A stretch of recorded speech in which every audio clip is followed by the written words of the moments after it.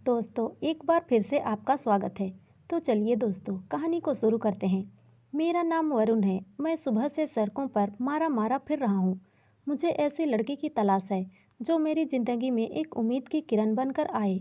यूँ तो मैं अमीर घर का लड़का हूँ, अपनी मम्मी पापा का इकलौता बेटा हूँ।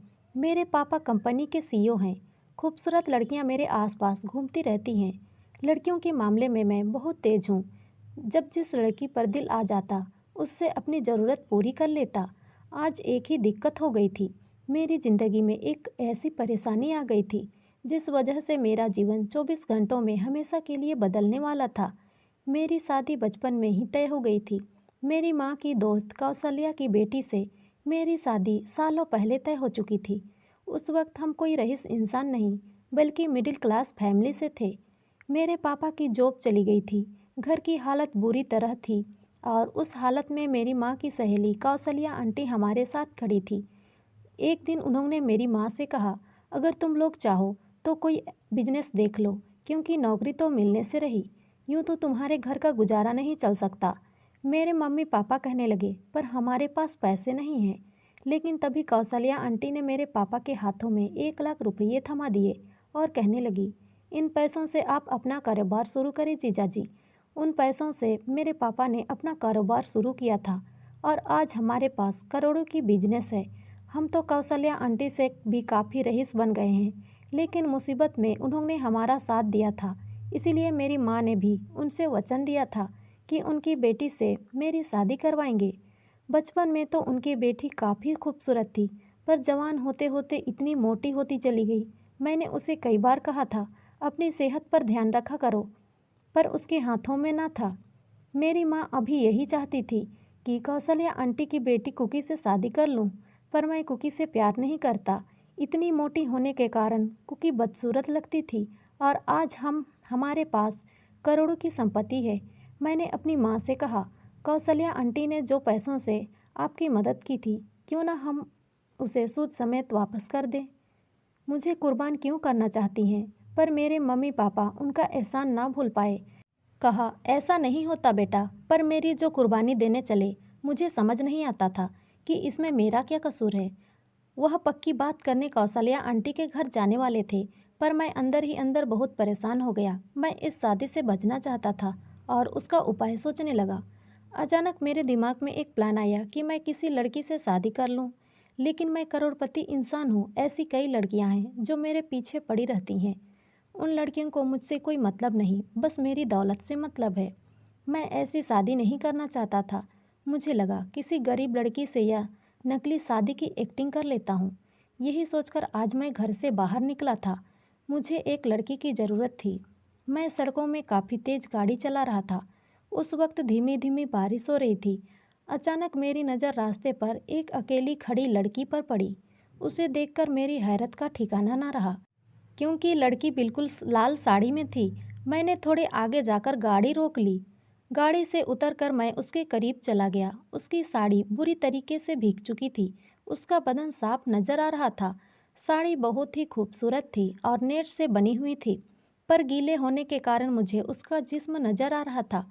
मेरी नज़र उसके जिस्म में जो टिकी तो लड़की को समझ में आ गया।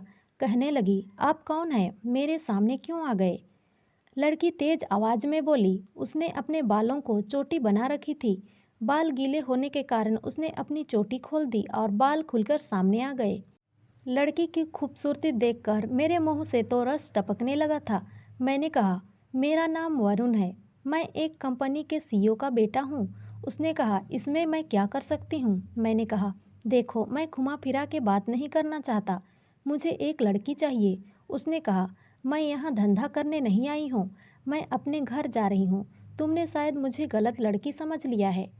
तुम जैसे रईसजादे तो अपने आप को बहुत ज़्यादा ओवर स्मार्ट समझते हो। मैंने कहा, तुम गलत समझ रही हो। मुझे लड़की टाइम पास के लिए नहीं चाहिए। ऐसे ही मेरे आगे पीछे कई लड़कियां घूमती फिरती हैं। अपने आप को कोई बहुत बड़ी परी ना समझो। मुझे एक एक्ट्रेस चाहिए। वो काफ़ी हैरत से मेरी ओर देखने लगी। कहने लगी, मैं कोई एक्ट्रेस नहीं हूँ, मैं तो एक मामूली लड़की हूँ। मैंने कहा, तुम्हें स्टेज पर एक्टिंग नहीं करनी है, तुम्हें मेरी ज़िंदगी में एक्टिंग करनी है और उसके लिए मैं तुम्हें 2 लाख रुपये दूंगा। मेरी बात सुनकर अपनी बड़ी बड़ी आंखें झपकाते हुए मुझे देखने लगी। फिर पूछा, कैसी एक्टिंग करनी है? मैंने कहा, तुम्हें मेरी पत्नी की एक्टिंग करनी है। उसकी आंखों में कई सारे सवाल थे। मैंने कहा, मेरे घर वालों ने मेरी ज़बरदस्ती शादी तय कर दी है। वह हंसने लगी, कहने लगी, अच्छा तो शादी से बचने के लिए तुम्हें मेरी मदद चाहिए? मैंने कहा, हाँ, मदद तो चाहिए, इसीलिए तुम्हें 2 लाख देने को तैयार हूँ। लड़की ने कहा, पर मेरी एक शर्त है, तुम मुझे हाथ नहीं लगाओगे। मैंने कहा, घबराओ मत, मेरे पास लड़कियों की कमी नहीं है। बस सबके सामने थोड़ा बहुत हाथ लगाना पड़ेगा ताकि लोगों को शक ना हो जाए। पब्लिक प्लेस में एक्टिंग समझ रही हो ना? बताओ, तुम्हें मंजूर है? तुम्हें कॉन्ट्रैक्ट रेडी करवा देता हूँ। बिना कुछ सोचे समझे ही मैं उस लड़की से सौदा कर रहा था। मुझे पता तक नहीं था यह कौन है। उस वक्त मेरे अंदर इतना पागलपन सवार हो चुका था कि मैं आगे पीछे कुछ सोचा ही नहीं कि कब तक इसे झूठी पत्नी बनाकर रखूँगा, क्योंकि पक्की मैं इससे शादी तो नहीं करने वाला। शायद इस लड़की के मन में भी वही सवाल था। मुझसे पूछने लगी, कब तक एक्टिंग करनी पड़ेगी? मैंने कहा, जब तक मुझे सच में कोई लड़की पसंद ना आ जाए, या फिर जब तक कुकी की शादी ना हो जाए और मेरी जान छूट जाए। वह हंसने लगी। उससे बात करके लग रहा था लड़की काफ़ी हंसमुख है, पर फिर बोली, मुझे एक प्रॉब्लम है। 2 लाख के लिए मैं सालों तक तुम्हारे साथ नहीं रह सकती। मैं सोच में डूब गया। कहने लगा, तुम्हें रहने खाने को तो दे रहा हूँ ना? उसने कहा, यह सब तो मुझे ऐसे ही मिल जाता है। अगर मुझे 5 साल तक काम करना पड़े तो साल के 2 लाख तो बहुत कम है, क्योंकि ना जाने तुम्हें कब कोई लड़की पसंद आएगी, ना जाने कुकी की कभी शादी होगी या भी नहीं। मुझे माफ़ करना, मैं ऐसे कॉन्ट्रैक्ट साइन नहीं कर सकती। तुम किसी और को ढूंढ लो। ऐसा कहकर वो जाने लगी। मैंने उसका हाथ पकड़ लिया। मैंने कहा, मेरी कोई पत्नी बनेगी तो वह तुम ही बनेगी। मेरी आंखें देखकर वह थोड़ी सी डर गई। मैंने कभी किसी लड़की पर यूं जोर नहीं दिया, ना जाने इस लड़की पर क्यों जोर दिखाने लगा था। मैंने कहा, महीने के 15,000 तुम्हें पॉकेट मनी के तौर पर दूंगा। मैं समझ सकता हूँ तुम्हारे मन में क्या डर है, और यह 2 लाख के ऊपर। अब बताओ। वह हंसने लगी, कहने लगी, इन पैसों से तो फिर भी मेरी शादी हो जाएगी। मैंने कहा, जब तक तुम मेरे साथ रिश्ते में रहोगे किसी लड़के के साथ नहीं मिल सकती, कोई बॉयफ्रेंड नहीं बना सकती, किसी लड़के के साथ संबंध नहीं बना सकती। बोलो, मंजूर है? उसने कहा, तुम मुझसे बहुत बड़ी चीज़ मांग रहे हो, मुझसे मेरी आज़ादी मांग रहे हो। मैंने कहा, यह जॉब है यार, तुम समझो। बाद में मैं कोशिश करूँगा, तुम्हें जल्दी मुक्त कर दूँगा। उसने कहा, पर तुम्हारे साथ काम करते करते अगर मैं बूढ़ी हो गई तो? तुम मनचले लड़के को कभी कोई लड़की पसंद ना आए तो फिर बुढ़ापे में मुझसे शादी कौन करेगा? अब मैं हंसने लगा। तो दोस्तों, क्या वरुण के साथ लड़की नकली शादी करने के लिए मान जाएगी या नहीं? ये जानने के लिए जुड़े रहिए हमारे साथ कहानी के अगले भाग के साथ। तब तक के लिए बाय बाय दोस्तों। तो ये कहानी आपको कैसी लगी कमेंट में ज़रूर बताएं, और अच्छी लगी हो तो लाइक शेयर और सब्सक्राइब ज़रूर करें। धन्यवाद।